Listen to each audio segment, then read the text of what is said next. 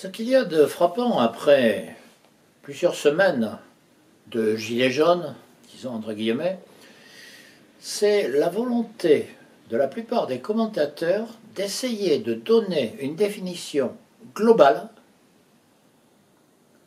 de telle manière que ça les rassure. Alors il y a ceux qui veulent diaboliser en utilisant les excès tout à fait condamnables de certains, mais qui ne touchent pas l'ensemble des participants.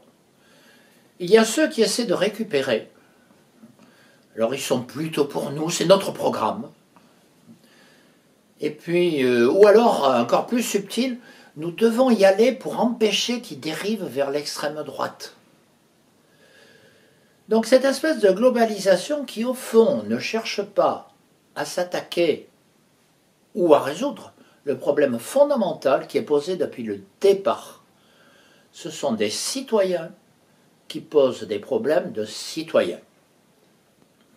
Je pense en particulier à l'article 14 de la Déclaration des droits de l'homme et du citoyen qui dit le consentement à l'impôt. Nombre de nos citoyens considèrent qu'ils n'ont plus droit à consentir à l'impôt, qu'ils s'y sont soumis, alors que c'est un problème fondamental de la République. Relisez l'article 14. À partir de ce moment-là, ce qui est en cause, puisqu'on cherche à en faire un bloc à part, c'est au contraire en les reconsidérant comme citoyens de dire que tout simplement ce qui est en cause, c'est le contrat social.